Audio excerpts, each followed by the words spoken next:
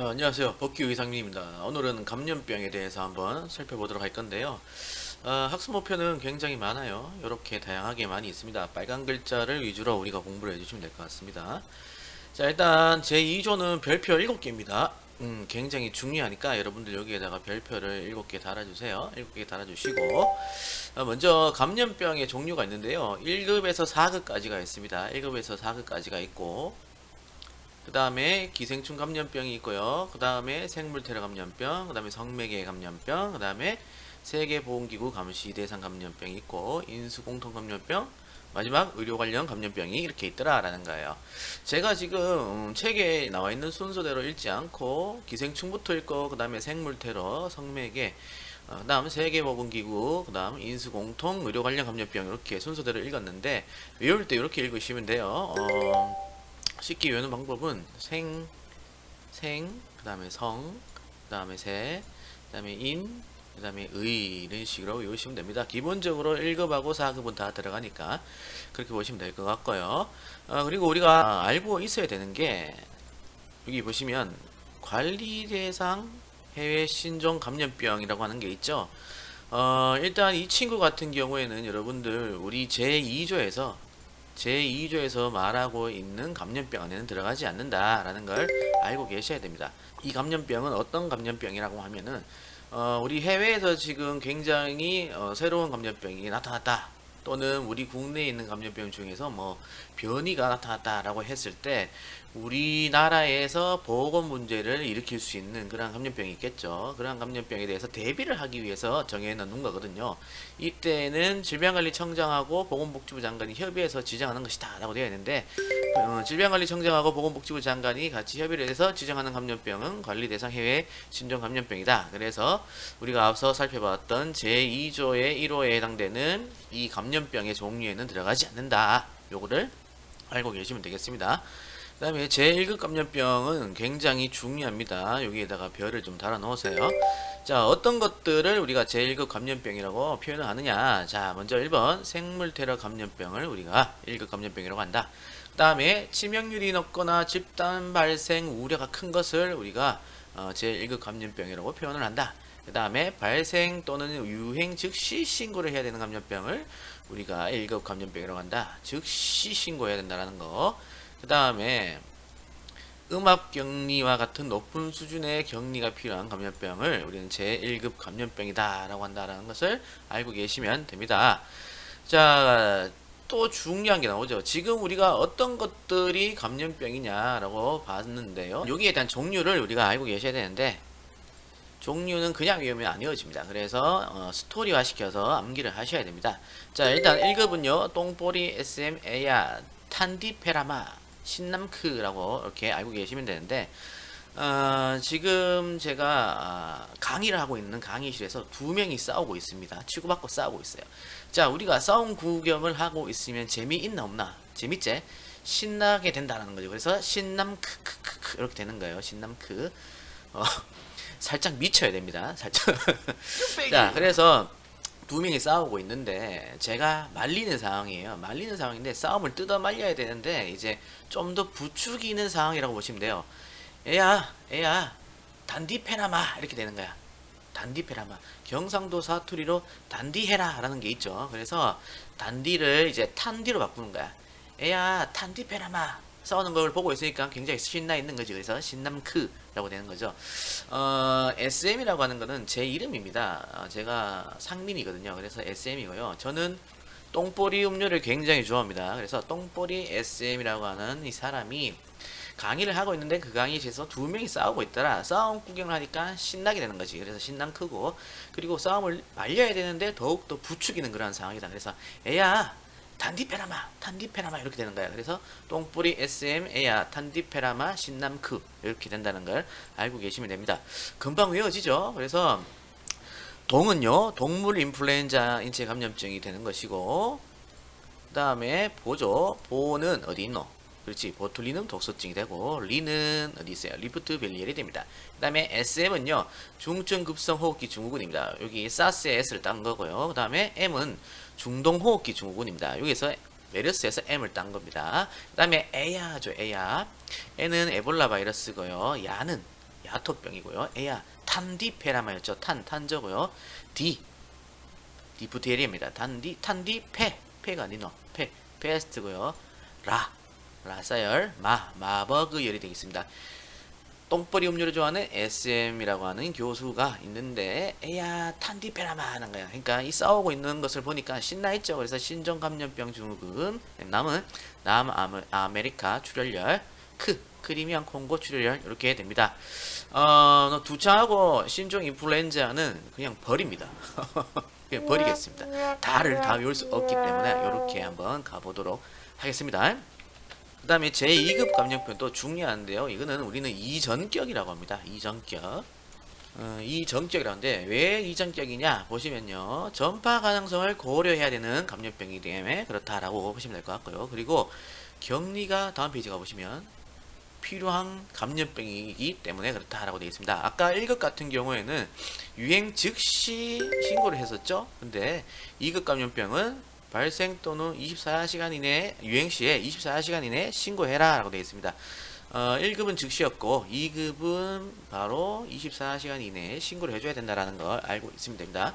지금 이전격이라고 하는 단어가 나오는데 이전격 이 단어 하나만 알고 있어도 문제 하나를 맞출 수 있다는 거 알고 계시면 됩니다.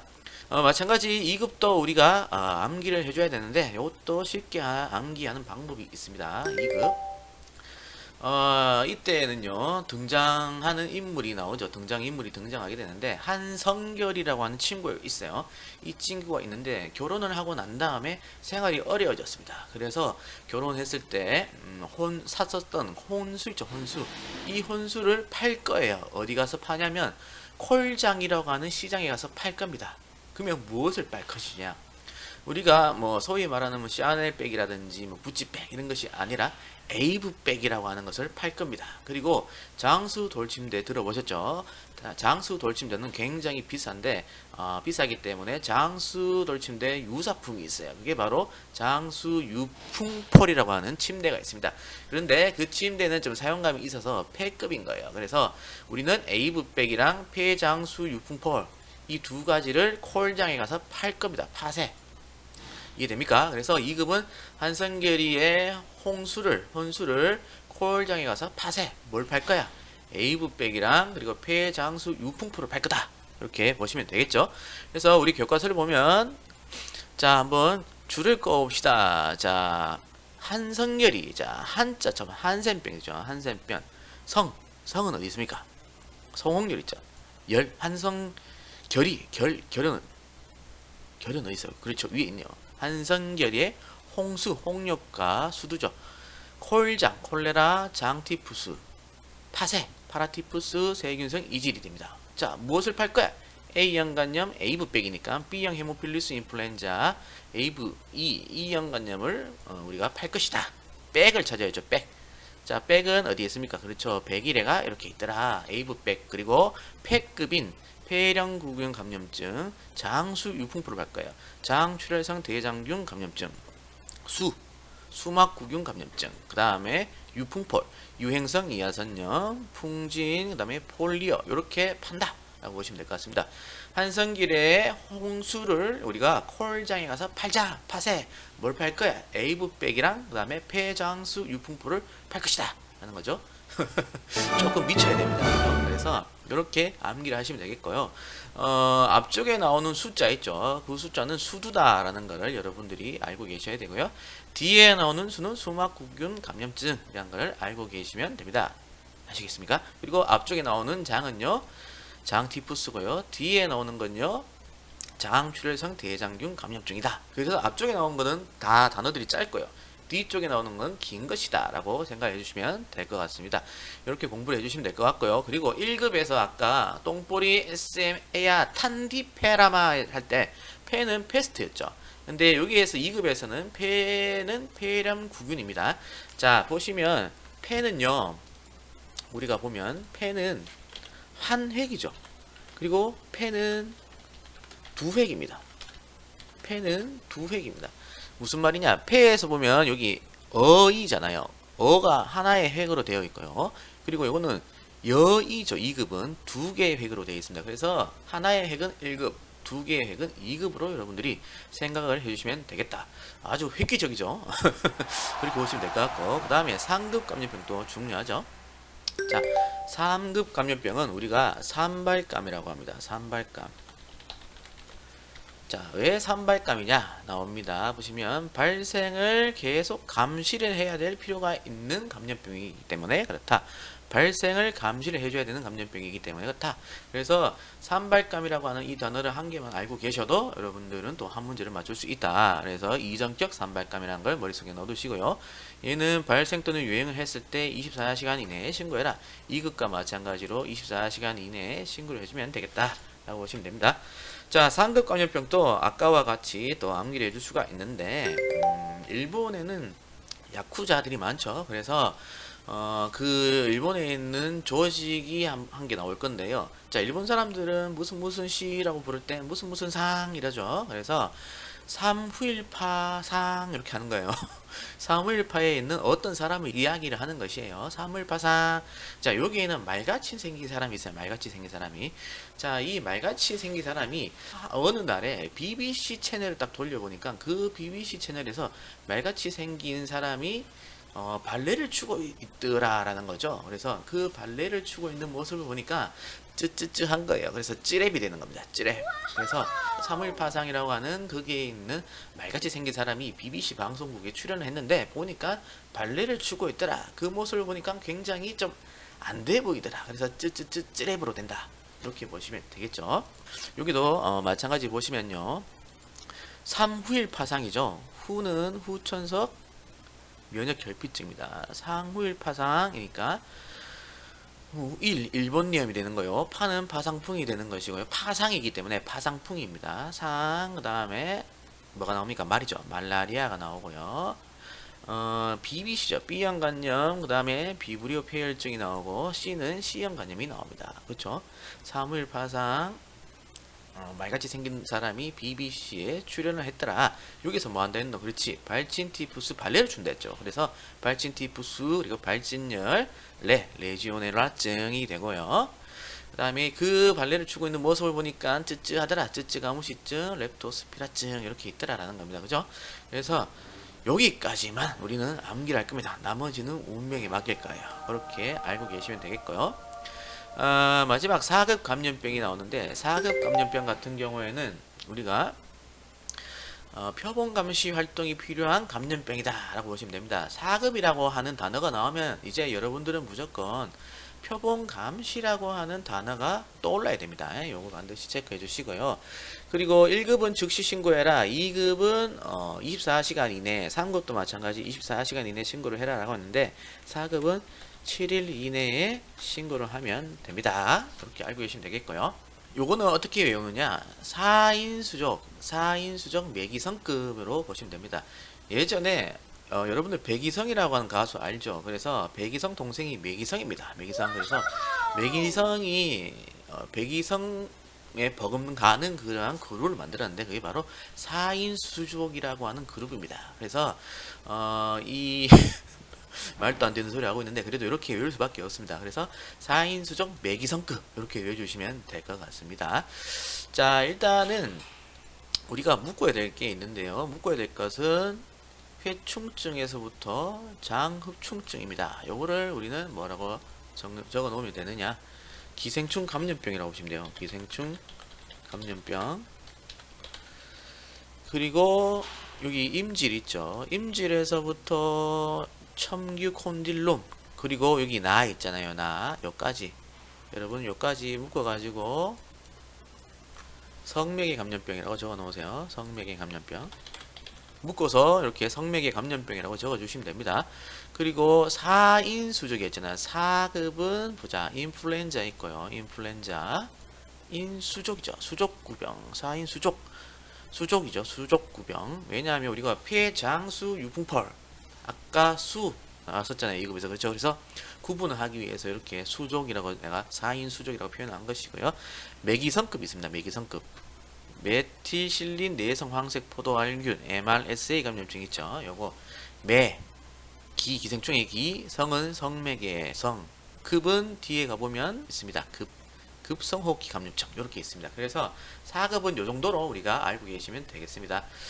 요렇게 한번 여러분들이 암기를 해주시면 굉장히 편하게 공부를 해주실지 않을까라는 좀 생각이 듭니다. 그래서 1급은 똥뿌리 SM, 에이아 탄디페라마, 신난쿠 이렇게 가는 거고요. 2급은 한성계리의 홍수를 콜장에 가서 파세. 뭘 팔 거야? A북백이랑 그다음에 폐장수 유분포를 팔자. 3급은 사물파상이 이제 사물파상 안에 있는 말같이 생긴 사람인데 이 사람이 BBC에 출연해서 발레를 추고 있더라. 그 모습을 보니까 쯔쯔쯔 하더라. 쯔랩이다 라고 보시면 될 것 같고, 그 다음에 4인수적 매기성급, 백이성에 버금나는 그 급에 있는 4인조 그룹을 만들었다. 그래서 4인수족이라고 하는 그 그룹을 만들었고, 그룹을 만든 사람이 매기성이다 라고 보시면 되겠습니다. 그렇게 알고 넘어가시면 됩니다. 그 다음에 기생충 감염병 여러분들이 읽고 넘어가시면 될 것 같고요. 그 다음에 세계보건기구 감시 대상 감염병은 이제 세계보건기구가 국제의 비상상태를 대비하기 위해서 감시 대상으로 정한 질환이다 라고 되어 있습니다. 보고 보시면 될 것 같고요.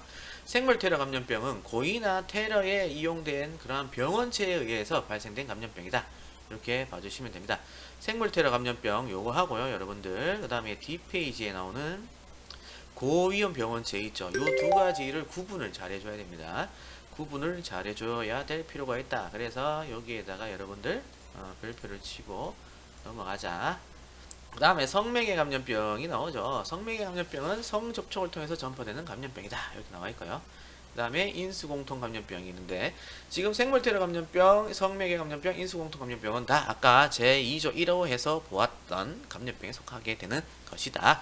얘는 동물하고 사람 간에 전파되는 병원체에 의해서 발생되는 감염병이다 라고 되어 있습니다. 여기에도 별표를 좀 달아줄 필요가 있어요. 이와 관련된 내용은요, 우리가 뒤에 제14조로 가보시면 됩니다. 제14조 가보시면 여기 인수공통 감염병의 통보라고 되어 있는데요. 임수공통 감염병은 아까 말씀드린 대로 이제 동물하고 사람 간에 전파되는 그런 병원체에 의해서 감염되는 감염병이라고 했는데, 이러한 인수공통 감염병이 발생을 되었을 때는 즉시 질병관리청장에게 통보해라 라고 되어 있어요. 누구한테? 그렇지, 질병관리청장에게 어떻게? 즉시 통보해라 라고 되어 있습니다. 그러면 누가 즉시 통보를 해야 되느냐? 나오죠. 국립가축 방역기관장, 그리고 그 다음에 시도가축 방역기관장, 세 번째는 시정군수구청장이 이렇게 질병관리청장한테 즉시 통보를 해야 된다.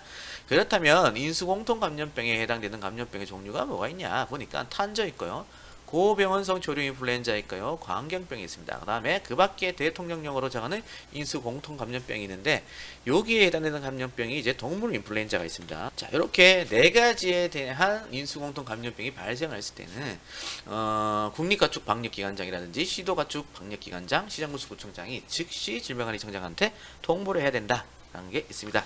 다시 제2조로 넘어가셨어요. 돌아가 보시면 의료 관련 감염병이 나오죠. 요거는 우리가 나중에 의료법에서 또 볼 거예요. 진료 과정에서 의료 행위를 제공받을 때 그때 발생하는 감염병이다. 그래서 환자나 임산부 등이 의료 행위를 적용받는 과정에서 발생하는 감염병이다. 근데 이 감염병은 감시 활동이 필요하더라라고 되어 있습니다. 그다음에 여기 또 중요한 게 나오죠. 보시면 감염병 환자의 정의, 그다음에 감염병 의사 환자의 정의, 그다음에 병원체 보유자의 정의, 그다음에 감염병 의심자에 대한 정의인데요. 13, 14, 15는 여러분들 이렇게 묶어가지고 뭐라고 정리하면, 이 사람들은 다 역학조사 대상자입니다. 역학조사 대상자. 예전 같은 경우에는 15의 2 같은 경우에는 역학조사를 받지 않아도 되는 사람들이었어요. 대상자가 아니었어요. 하지만 올해부터 감염병 의심자까지 역학조사를 해야 된다라고 여러분들이 생각을 해주시면 될 것 같습니다.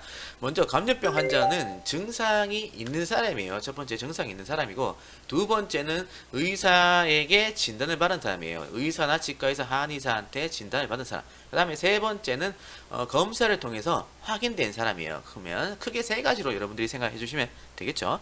그래서 증상이 나타나는 사람, 그 다음에 두 번째는 의사, 치과의사, 한의사한테 진단받은 사람, 세 번째는 감염병 병원체 확인기관의 실험실 검사를 통해서 확인된 사람, 요 세 가지를 우리는 감염병 환자다라고 한다라는 걸 알고 계시면 됩니다.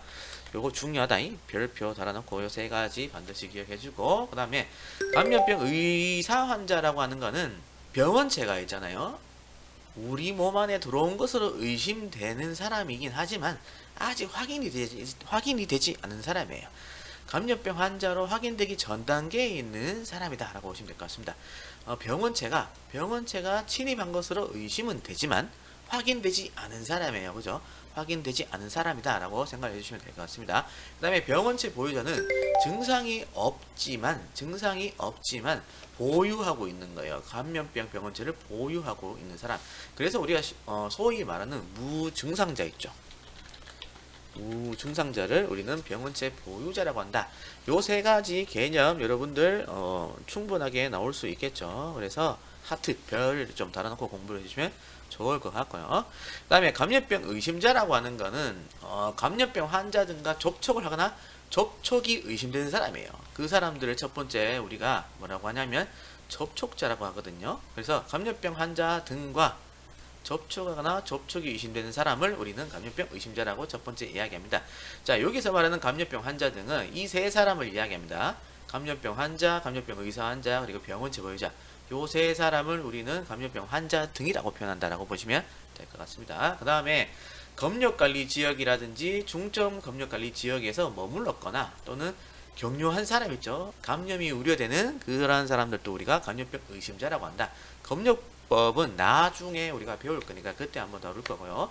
검역관리 지역이나 중점 검역관리 지역은 이제 해외에서 감염병이 발생되는 지역에서 머물러 있거나 격료했던 그러한 사람들을 이야기한다라고 생각해 주시면 될 것 같고요.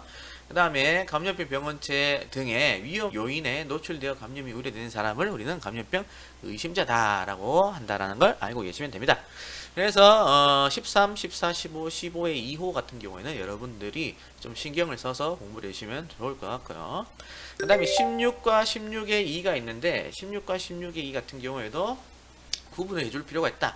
감시라고 하는 건 소위 말하는 감염병을 예방하고 관리하는 그러한 활동이다라고 보시면 될 것 같습니다. 그러면 어떻게 감염병을 예방하고 관리할 것이냐? 감염병에 대해서 자료를 수집합니다. 수집을 한 다음에 그 수집한 자료를 분석을 하고요. 분석을 통해서 어떠한 결과를 도출해냅니다. 그래서 그러한 결과들을 사람들에게 또는 기관에게 공유를 해서 예방병을 관리하고 예방하자. 그렇게 생각해 주시면 될 것 같습니다. 그래서 여기에 바로 감시가 되는 것이고요. 우리가 여기 적혀 있는 문구대로 외우다 보면 너무 어렵기 때문에 제가 말씀드린 대로 그렇게 이해를 해 주시면 될 것 같고요. 표본 감시라고 하는 거는 이제 중증도가 낮은 거예요. 중증도가 낮은 감염병이 지금 현재 너무 많이 발생되고 있다는 거죠.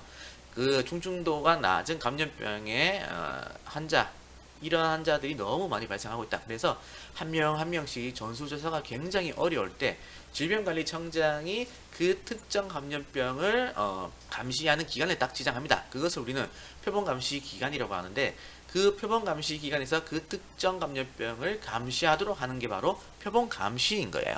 그래서 보면 감염병 중에서 감염병 환자의 발생 빈도가 높아서 전수조사가 어렵고 중증도가 비교적 낮은 감염병에 대해서 감시기간을 지정하고 정기적이고 지속적으로 의과학적 감시를 실시하는 것을 말한다라고 되어 있는데, 이때 아까 제가 잠깐 말씀드렸다시피 감시기간은 누가 지정하느냐? 질병관리청장이 지정을 합니다. 제16조로 가보시면 이제 감염병 표본감시라고 하는 게 나오는데요. 자, 요거를 이해하기 위해서는 이 슬라이드를 보면 굉장히 쉽다. 자, 일단 이 감염병 표본감시 기간을 지정하는 사람은 질병관리청장이다 라고 나와있죠. 질병관리청장이 지정하는데요. 이 질병관리청장이 혼자서 감염병 표본감시 기간을 지정을 했지만 단독으로 관리하기는 굉장히 어렵다라는 거예요. 그래서 이때 시도지사하고 시정군수구청장이 같이 들어오게 된다라고 보시면 될 것 같습니다. 자, 지정된 표본감시 기간은요, 특정 감염병을 감시하기 위해서는 돈이 들어가게 됩니다. 그래서 이때에 들어가는 돈을 지원해 주는 것은요, 질병관리청장과 시도지사, 시정군수구청장입니다. 이 세 사람이 표본감시 기간에 돈을 줍니다.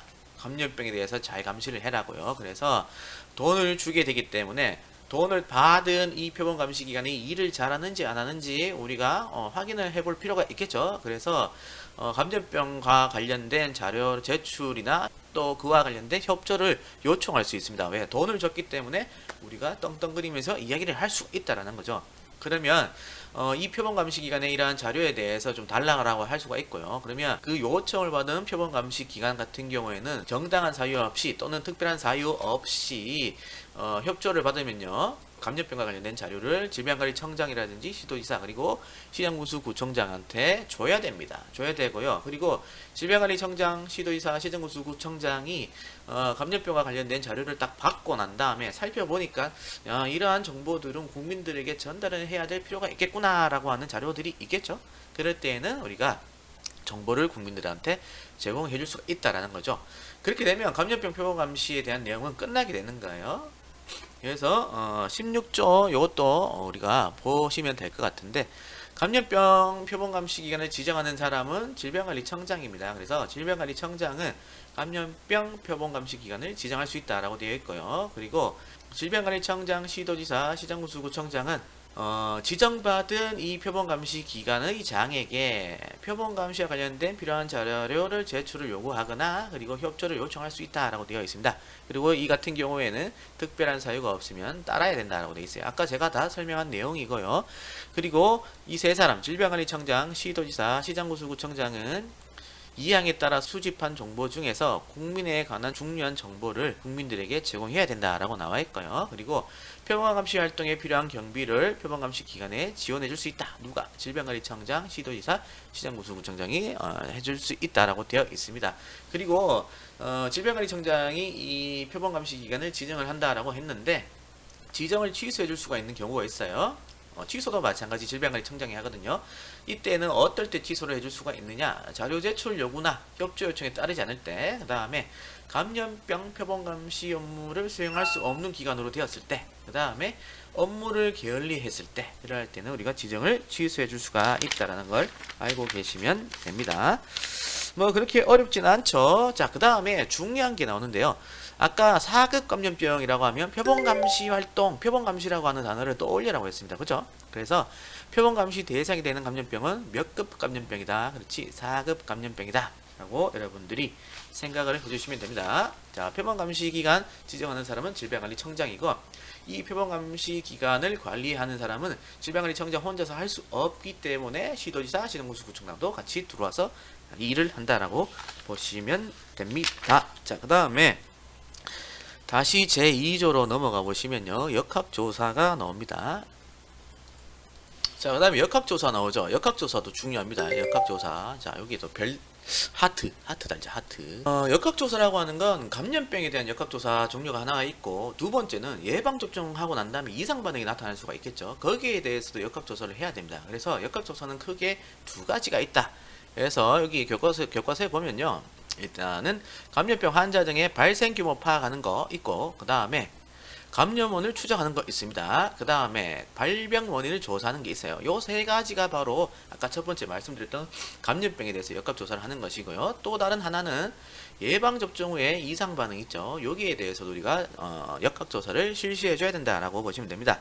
여기에 대한 내용은요, 어디에 뒤에서 나오느냐, 제18조 역학조사 있죠. 요거 하고요. 그 다음에 제29조 예방접종에 관한 역학조사가 있습니다. 그래서 우리가 이거를 살펴보러 갈 필요가 있어요. 그래서 제18조 역학조사를 보러 가보시면요, 여기 나옵니다. 역학조사는 누가 해야 되느냐? 중요하죠. 질병관리청장, 그 다음에 누가? 시도지사, 그 다음 시장군수구청장. 이 세 사람이 역학조사를 해야 되는데 어떻게 조사를 해라 나와 있습니까? 그렇지, 지체 없이 해라 라고 되어 있습니다. 지체 없이 역학조사를 실시해라. 굉장히 중요한 단어죠. 지체 없이. 즉시, 지체 없이 이 두 가지가 있는데 어떤 게 더 긴박하고 빨리 처리를 해야 되는 거냐 하면 지체 없이입니다. 지체 없이는 알게 된 그 순간 바로 즉시 해줘야 되는 거고요. 즉시는 약간의 텀을 둬도 된다. 그런 의미로 보시면 됩니다. 그래서 우리는 앞으로 역학조사는 지체 없이 해야 된다라고 알고 계시면 되겠습니다. 역학조사가 조금 늦어진다고 생각을 해본다고 우리가 가정을 했을 때 감염병이 너무 또 확산이 되겠죠. 그래서 그러한 것들을 예방하기 위해서 지체 없이 역학조사를 실시해야 된다. 역학조사는 여러분들 우리 코로나19가 굉장히 많이 퍼졌을 때 그 문자로 막 날아오잖아요. 어떤 사람이 어떤 장소를 경유했다. 그쵸? 그래서 그러한 것들을 다 이제 뭐 역학조사라고 보시면 될 것 같은데요. 지체 없이 해줘야 된다는 걸 알고 계시면 되겠습니다. 그 다음에 우리가 이제 질병관리청장이나 시도지사, 시정구수구청장이 역학조사를 할 때에는 뭘 설치해라 라고 되어 있습니까? 반드시 역학조사반을 설치해라 라고 되어 있어요. 그쵸? 역학조사반을 설치해라 라고 되어 있습니다. 자, 그 다음에 보시면요. 사망은요. 역학조사를 실시할 때 절대로 이것들은 하면 안 된다라고 나와 있습니다. 누구든지 역학조사에서 다음의 행위를 해서는 안 된다라고 나와 있습니다. 어떤 행위냐? 역학조사를 거부 방해하거나 회피하는 것. 근데 정당한 사유 없이라고 되어 있습니다. 만약에 정당한 사유가 있다라고 한다면은 거부나 방해나 회피해도 상관없다. 괜찮다라는 것이고요. 그 다음에 거짓 진술이라든지 거짓 자료를 제출할 때도 당연히 하면 안 되겠다. 그 다음에 사실을 누락시킨다든지 은폐하는 행위도 하면 안 되겠다라는 거죠. 여러분들은 요거까지 알고 계시면 되겠고요. 그리고 역학조사와 관련되어 있는 내용이 있는데 요 아래쪽으로 가보시면 시행령 제12조 역학조사 내용이 있어요. 자, 역학조사 내용. 역학조사는 아까 두 가지가 있다 했죠. 감염병과 관련된 역학조사, 그 다음에 예방접종 후 이상 반응과 관련된 역학조사 이 두 가지가 있다라고 했는데 역학조사 첫 번째 제1항에 나오는 건요 감염병과 관련된 거고요. 제2항은요 예방접종과 관련된 겁니다. 먼저 제1항을 보시면요 감염병 환자와 감염병 의심자의 인적사항을 알아라 라고 되어 있습니다. 그렇죠? 작년 같은 경우에는 이 사람만 있었어요. 감염병 환자 등. 자, 감염병 환자 등이라고 하는 건 감염병 환자, 감염병 의사 환자, 병원체 보유자였습니다. 맞죠? 이 사람들의 인적 사항만 우리가 알면 됐었는데 이제 역학조사의 대상자로 감염병 의심자도 들어왔다라고 말씀드렸죠. 그래서 감염병 환자 등과 그리고 감염병 의심자의 인적 사항까지 우리가 체크를 해줘야 된다는 거죠. 그래서 여러분들이 이 감염병 의심자의 인적 사항까지 역학조사의 내용이 되는 거구나 라고 생각을 해주시면 될 것 같습니다. 그 다음에 이 감염병 환자 등의 발병일이라든지 발병 장소 이런 것들 알아야 되고요. 그 다음에 감염 원인, 감염 경로도 우리가 이 역학조사를 해줘야 되는 것이고, 그 다음에 감염병 환자 그리고 감염병 의심자에 대한 진료 기록을 포함시켜야 된다. 여기도 마찬가지 감염병 의심자도 들어와 있죠. 요거 여러분들이 알고 계시면 되겠고요. 그 다음에 감염병 원인 규명에 관련된 사항 있죠. 이러한 것들을 역학조사에 포함시켜라 라고 보시면 됩니다. 자, 작년에는 포함되어 있지 않았던 감염병 의심자의 인적 사항이라든지 진료 기록도 역학조사에 포함을 시켜라 라는 걸 여러분들이 알고 계셔야 된다는 걸 다시 한번 말씀드리고요. 그 다음에 2항은 제가 아까 말씀드린 대로 뭐였습니까? 예방접종 후 이상 반응에 관련된 역학조사다. 그래서 예방접종 후 이상 반응과 관련된 사람의 인적사항이라든지 예방접종기간, 접종 일시, 접종 내용들을 역학조사에 포함시켜라. 그 다음에 진료기록을 포함시켜라 라고 되어 있고요. 다음 페이지 가보면 예방접종약이 있습니다. 예방접종약에 관련된 내용도 포함시켜라 역학조사에. 그 다음에 예방접종 후 이상반응의 원인 규명과 관련된 사항도 포함을 시켜라 라고 되어 있습니다. 자, 역학조사 내용 이것도 중요합니다. 그래서 여러분들 별표를 때려놓고 공부를 해주시면 될 것 같고요. 그 다음에 시행령 제13조가 있습니다. 자, 역학조사 시기라고 했는데 역학조사는 아까 3명이 한다 그랬죠. 질병관리청장, 그 다음에 시도지사, 시정군수구청장 요 3명이 한다라고 했는데 질병관리청장이 해야 될 경우하고요. 시도지사, 시정군수구청장이 해야 될 경우가 다릅니다. 이거를 어떻게 다 우리가 알 필요가 있느냐? 그럴 필요 없다. 우리는 질병관리청장이 해야 되는 경우만 알면 되겠다. 자, 이러한 경우는 어떤 경우나 첫 번째, 2개 이상의 시도에서 동시다발적으로 역학조사를 시행해야 될 경우에는 질병관리청장이 이 역학조사를 해야 된다라고 보시면 될 것 같고요. 두 번째는 뭐냐면 긴급하게 역학조사가 필요할 때 하는 겁니다.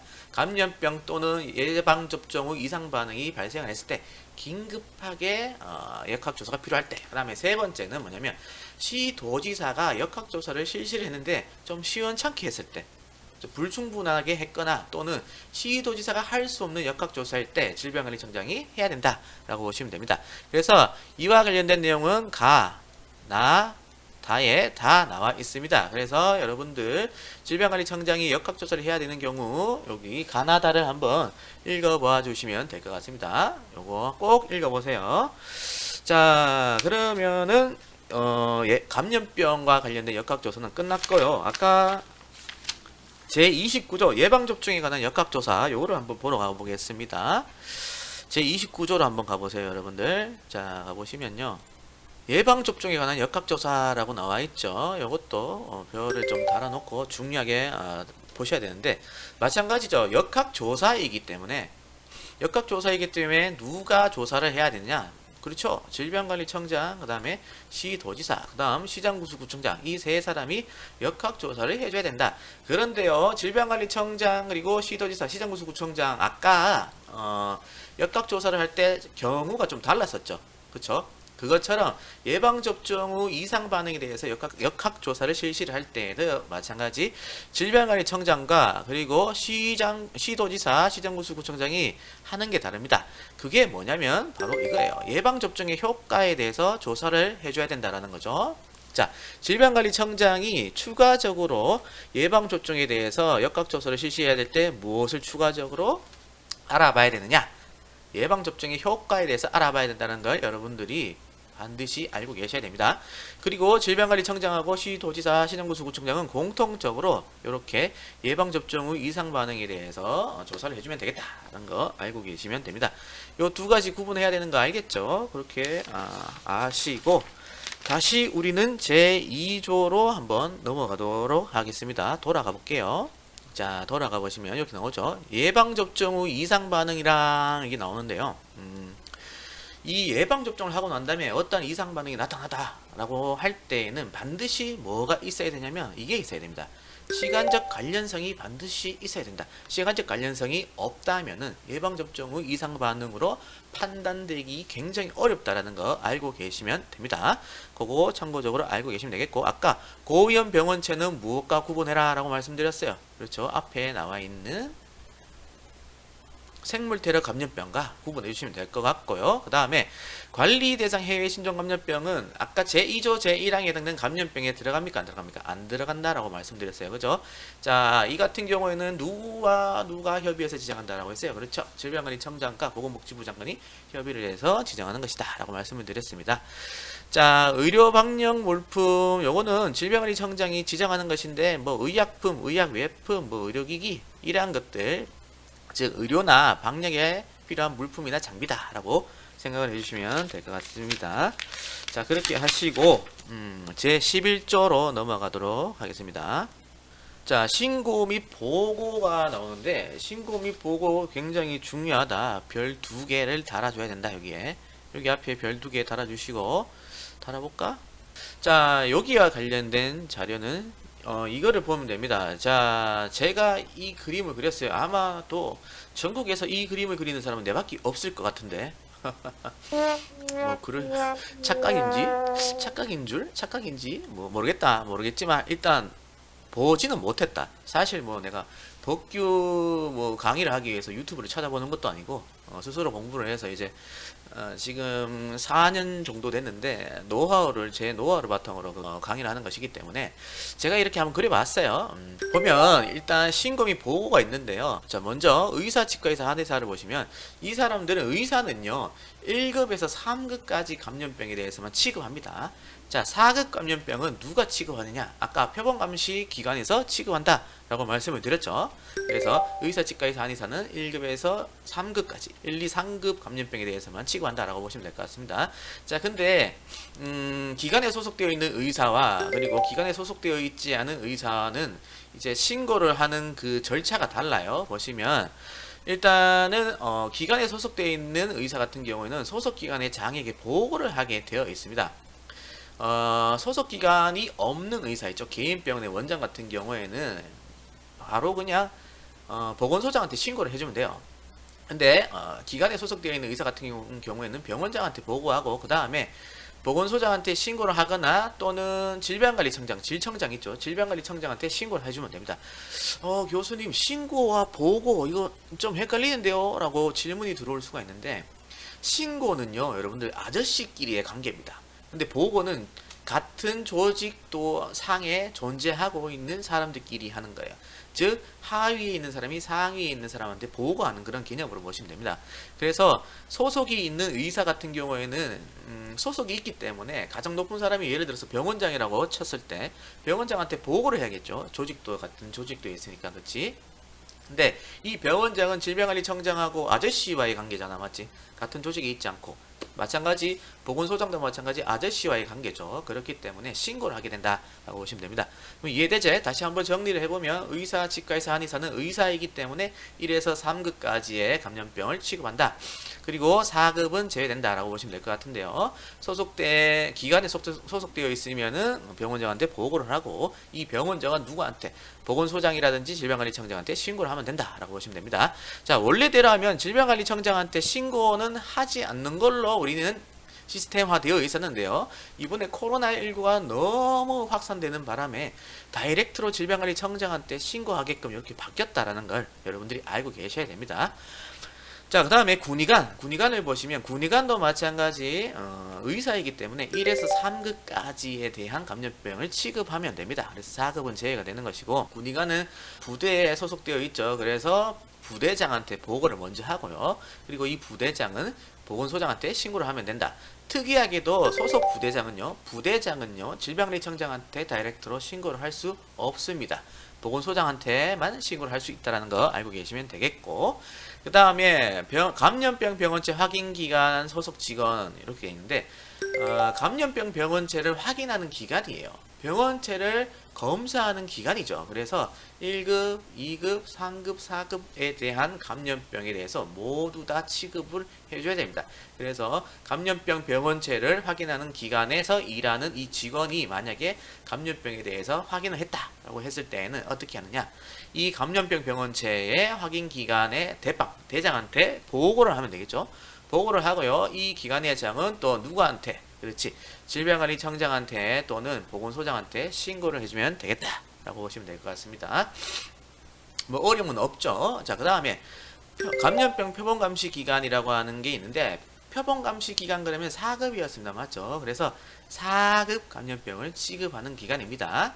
오케이. 자, 그래서 4급 감염병 환자를 진단하거나 그 4급 감염병으로 인해서 죽은 사람의 사체를 검안할 때에는 누구한테 신고를 하느냐?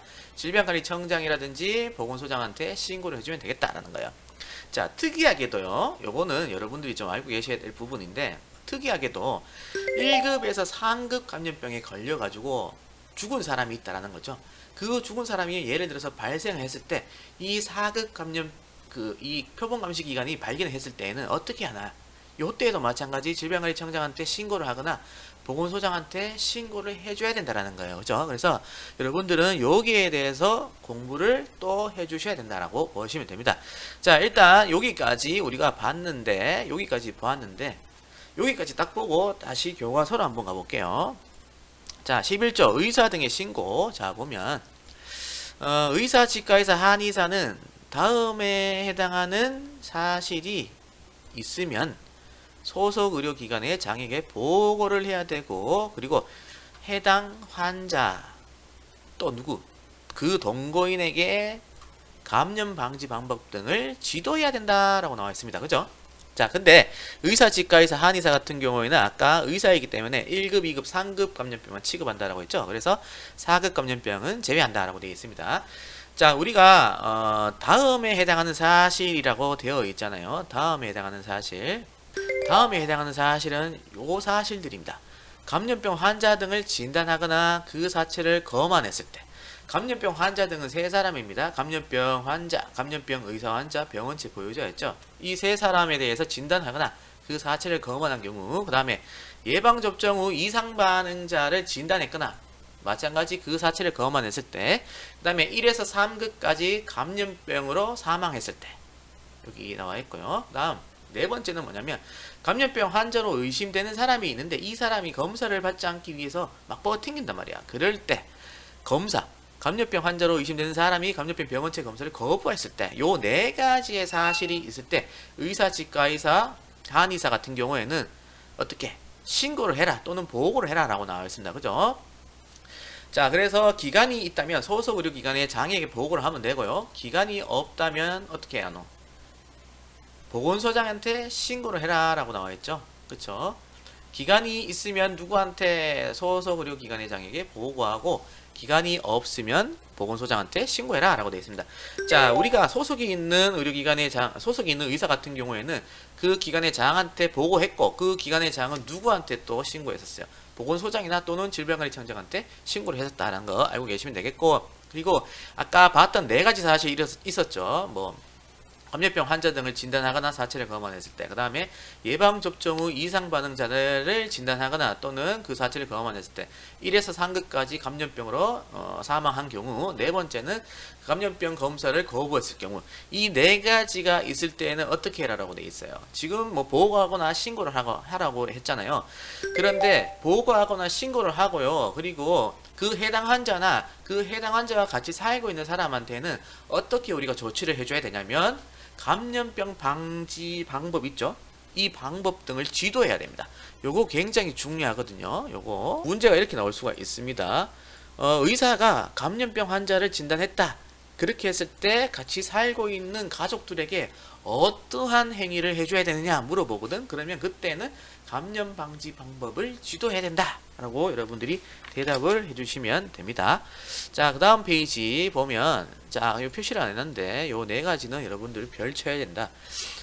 보면 감염병 병원체 확인기관의 소속 직원은 어떻게 돼 있노? 실험실 검사 등을 통해서 감염병 환자를 발견한 경우 누구한테? 그 기관의 장에게 보고해야 된다. 직원이기 때문에 장에게 보고하는 것이고, 맞죠? 그리고 보고를 받은 의료기관의 장이나 감염병 병원체 확인기관의 장은 1급일 때는 어떻게? 즉시, 2급일 때, 그리고 3급일 때는 어떻게? 24시간 이내, 4급일 때는 어떻게 해라고 되어 있나? 7일 이내에 질병관리청장이나 관할 보건소장한테 신고해라 라고 되어 있습니다. 기관의 장이 있었잖아요. 그죠? 의료기관의 장, 보고를 받은 의료기관의 장, 또 감염병 병원체 확인기관의 장, 이런 사람들은 질병관리청장이나 보건소장한테 신고를 해라 라고 되어 있습니다. 그 다음에 군의관 있잖아요. 군의관은 아까 의사이기 때문에 1에서 3급까지만 취급한다라고 했었죠. 그래서 4급 감염병은 제외한다라고 되어 있고요. 이 사람은 소속되어 있기 때문에 부대장한테 보고를 하면 되겠고요. 이 부대장은 누구한테 신고해라? 그렇지. 보건소장한테 신고해라 라고 되어 있습니다. 그죠? 자, 1급은 어떻게 해? 즉시. 2급, 3급은 어떻게 해라? 그렇지. 24시간 이내에 신고해라 라고 되어 있습니다. 지금 우리 이 두 가지는 좀 다른 거죠? 의료기관의 장과 그리고 감염병 병원체 확인기관의 장하고 그리고 여기 부대장하고는 보고하는 체계가 다르다라는 걸 알고 계시면 됩니다. 빠진 거는 바로 질병관리청장이다 라고 생각해 주시면 될 것 같고요. 자, 그 다음에 감염병 표본감시기간은 4급 감염병이죠. 그래서 4급 감염병으로 인해서 1호 또는 3호 사실이 있으면 1호가 바로 감염병 환자 등을 진단하거나 그 사체를 검안한 경우, 그죠? 4급 감염병으로 인해서 그 다음에 3호 제1급 감염병에서 3급까지에 해당되는 감염병으로 사망한 경우, 이 사실이 있다라고 한다면은 어떻게? 질병관리청장이라든지 보건소장한테 신고를 해야 된다라고 되어 있습니다. 그죠? 요거 챙겨보시고, 그 다음에 12조로 가보면요, 그 밖에 신고 의무자가 있습니다. 그 밖에 신고 의무자. 요거 보기 전에 우리가 요거를 한번 보고 와야 되는데, 아까 요거를 우리 제2급 한성결이 홍수를 콜장에 가서 팔자. 뭘 팔 건데? A부백 폐장수 유분포를 팔자라고 했잖아요. 자, 일단은 우리가 지금 그 밖에 신고 의무자를 보잖아요. 자, 그렇다면은 어떠한 감염병에 대해서 신고를 해줘야 되냐라는 거거든요. 신고를 해야 될 의무자가 있는데 그 의무자들이 신고를 해야 되는 감염병이 있어요. 이렇게 이해하면 더 쉽겠네요. 신고를 해야 될 의무자들이 여러 명이 있는데 그 사람들이 이러한 감염병이 발생을 했을 때에는 신고를 해줘야 된다라는 거예요. 반드시. 그 감염병이 뭐냐면 빨간색이 그 밖에 신고 감염병이에요. 그 다음에 이제 나중에 보면 업무 종사 일시 제한이 나옵니다. 이러한 감염병에 걸렸을 때에는 업무를 일시적으로 종사할 수 없다라고 하거든. 그 직업이 좀 이따 나오겠지만 식품 적개업 또는 집단 급식소에서 일하는 사람들인데 그 사람들은 콜장 파세 A 있죠. 요거는 파란색으로 갈게요. 그리고 장입니다. 눈치 빠른 사람들은 알겠지만 여기에다가 결혼만 갖다 붙이면 그 밖에 신고 감염병이 되는 거예요. 이해되나? 쉽죠? 그러면 문제 맞출 수 있어. 두 문제를 벌써 맞췄다는 거지. 나중 되면 강제 처분이라고 하는 게 있거든요. 강제 처분. 감염병에 걸렸을 것으로 의심되는 사람을 어떠한 공무원이 가가지고 검사를 받게 하거나 또는 치료를 받게 하게 한다든지 또는 입원을 시키는 강제적으로 하는 그러한 명령이 있어요. 강제 처분이라고 하는 게. 거기에 해당되는 감염병은 1급 감염병이 있고요. 2급 감염병 중에서는 아까 요거를 1급, 2급, 3급, 4급 할 때 해줬어야 되는데 제가 놓쳤어요. 근데 지금 다시 해도 뭐 대세에는 크게 지장이 없을 것 같습니다. 그죠? 자, 요때는 주황색으로 하자. 성결홍, 그 다음에 콜장파세 A, 콜장파세 A, 그 다음에 장수, 그 다음에 폴, 이렇게 되는 거예요. 요게 바로 아까 뭐라 했노? 이게 바로 강제 처분이라고 했죠. 강제 처분. 즉 다시 말하면 지금 여기 네 가지로 볼 수 있잖아. 2급에 대한 거 요거 하나, 그지? 그 다음에 빨간색에 해당되는 거 한 개, 파란색에 해당되는 거 한 개, 그 다음에 주황색에 해당되는 거 한 개, 이렇게 있잖아, 그지? 요 네 가지죠. 총 네 가지인데 요 네 가지에 대해서만 여러분들이 알고 있어도 네 문제를 맞출 수 있다는 거야. 그래서 2급 감염병에 한성계리의 홍수를 콜장에 가서 파세, A부백 폐장수 유풍폴, 요거는 굉장히 중요하다는 거야. 무조건 알고 있어야 된다. 여기에서 우리가 동그라미 치거나 밑줄만 쭉쭉쭉 해서 구분만 해준다면은 문제를 네 문제나 맞출 수 있다는 거지. 그래서 지금 하고 있는 건 그 밖에 신고 감염병이다 라고 보시면 될 것 같습니다. 자, 보면요, 여기 제8조를 보면 그 밖에 신고 감염병이 나오죠. 결핵에서부터 A 연관염까지 나옵니다. 결홍 콜장파세 A 장입니다. 그죠? 그래서 여기에 해당되는 감염병이 바로 신고를 해줘야 된다라는 감염병이고요. 제12조를 다시 한번 보면 누가 이 감염병을 신고해야 되느냐라는 거죠. 자, 근데 잘 보세요. 다음에 해당하는 사람은 제1급에서 3급 감염병까지 해당하는 감염병 중에서 보건복지부령은 감염병이 발생한 경우 이때에 보건소장한테 신고를 해라 라고 되어 있거든요. 이 보건복지부령으로 정하는 감염병이 요 밑에 있는 감염병입니다. 8가지의 감염병이 있었죠. 결홍, 콜장파세 A장 있었죠. 여기에 대해서 발생했을 때에는 신고를 해야 되는 의무자가 이렇게 나온다라는 거예요. 보건소장한테 신고를 해라 라고 되어 있습니다. 그러면 이 신고 의무자 같은 경우에는 보건소장에게만 신고를 하면 되느냐? 그것은 아니다. 이때는 의사한테 검안이라든지 진단을 해달라고 요청도 할 수 있다는 걸 여러분들이 알고 계셔야 됩니다. 의사, 치과의사, 한의사의 진단이나 검안을 요구할 수 있다는 거죠. 이해됩니까? 자, 그래서 그렇다면 어떤 사람들이 신고를 해야 되느냐? 세대주가 있습니다. 그 다음에 세대주가 없다면 세대원이 하는 것이고요.